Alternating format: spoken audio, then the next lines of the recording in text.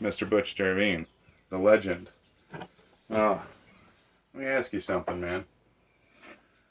Uh, what does it mean to you to be able to step behind the helm of a boat after all you've been through, from serving your country overseas and running the boat to take life and preserve the lives of Americans on the boat, which you did? You deserve an award for that. You never lost a single man while you were over there in the 11 months you were touring. Right. That's impressive in itself. You deserve an award for that. But to be able to come from all of that and then live your life, not get a welcome home, how does it feel to step behind the helm of 6881 after all that time of your life, and then watching us, fight to restore it? Well, the sheer fact that it was a pile of garbage to start with, and now it's a 100% replica of what I was on in Vietnam. It's just like, you did your magic, and I think anybody that sees that boat will just say, the guy must be a magician to have started with a pile of garbage and come up with a replica of the boats that we served on.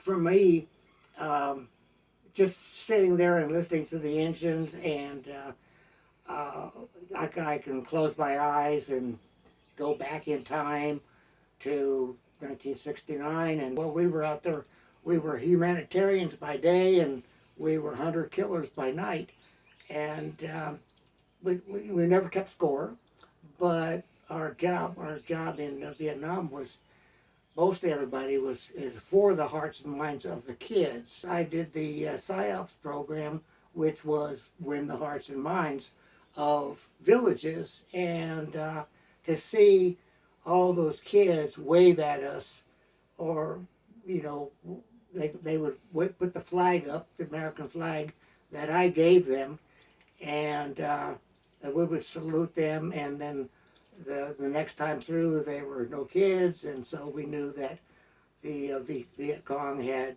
infiltrated that village. So you had a language and a dialogue with signaling that you had developed with the kids you worked with, that you built a relationship with, and they would give you signals to let you know whether or not it was okay or not for you to be there, or you were in danger? Yeah, but we told them, you wave the American flag and we will salute them. You put the flag upside down, we know that the Viet Cong are in the area, and so it alerted us to be prepared for some kind of violent ambush. Going back in, when the dust settled, when the smoke settled, the body count was 1,500 North Vietnamese. Wow, that's and it was 8 guys that took on 9 guys with the patrol officer. 9 guys took on 1,800, and there was none of the 9 got wounded. That was because of skill and the speed. Charlie couldn't lead the boat, and they couldn't train on the boat because that's what we relied on, was the speed. And that's why I was standing there watching that rooster tail. And it's like that shows that boat would in fact outrun a B-40, or where 6881 is fast enough to outrun a B-40 rocket? I think so, yeah. When he pulled the trigger, that B-40 rocket, I watched it, and it went right past my flag. Well, you know where the flag is, so it was, he didn't quite have, it could have come right in the cockpit. That's what he was aiming at. Well, they wanted to take out the boat captain. So, yeah, we were the number one target. The boat captains were the number one target. One last thing I wanted to know, if there's one thing that you could say to people in general about your experiences on Earth. At how old are you now? 82. At 82, what's the one thing you would like people to know? that you can overcome PTSD.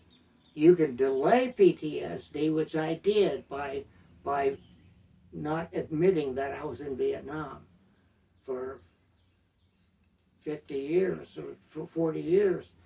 I never mentioned Vietnam to anybody, and there's only a few people that knew I was in Vietnam.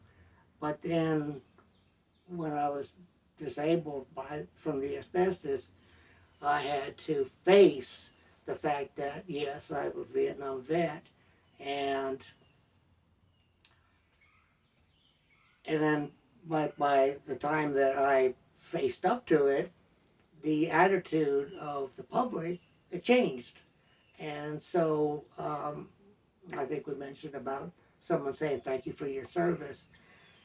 I kind of like, a day late, dollar short, but you appreciate the fact that maybe they're healing too. Maybe they're sorry that they threw tomatoes at you when you came home in 1969. So, I mean, I'm a forgiving person. I don't forget, but I forgive. And, Don't forget, but forgive. Yeah. I think that's a beautiful mantra. I'm going to close this out with that. Butch, I'll shake your hand. Thank you for all your help and your service. So just a couple of the quick details. I want to reiterate that we are rededicating PBR 6881. That will be the weekend after Memorial Weekend, the 31st of this next upcoming month.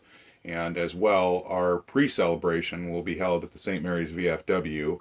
Looks like we'll have the boat down there Thursday, Friday, Saturday of Memorial Weekend, and everybody that comes down to that event gets access to the boat Friday night for the preliminary run on the rededication ceremony. And that in itself is a pretty cool incentive for people to have early access to the boat before the big day Saturday. We only have so many time slots to run the boat, so it's going to be important to get on the sign-up sheets. And the manager of the VFW, her name is Patsy. Patsy is good enough. Will be down there taking care of the registration. So get in on it early because we only have so much time in the day to run the boat. And I'm sure anybody that comes down there is going to want to go for a ride in the boat. I myself am super excited. As you guys know, if you followed this channel for the last 5 years now, you've seen me take this boat from a bombed out pile of garbage that was destined for the scrap pile. I'm very proud to see this moment come true because I deep down, I promise you, 5 years ago when I started this, I didn't think that there was any chance in the world that we were ever going to get to this. But we all fought hard, and it shows. So come down and join us. If you have time and you're in town and you want to head down to the VFW on Memorial Weekend to have a good price on a good beer and some camaraderie, the boat will be down there, and you get early access to the sign-up sheet. So everybody otherwise, enjoy your little preliminary tour of my tugboat. I know I didn't mean to be cryptic. I have a lot of things going on right now, so it's not really important. But for those of you that are watching this video, you obviously have seen some clips of the inside of the boat. There'll be a lot more of that to come too. So everybody, thanks for stopping by, and I'll see you guys next time.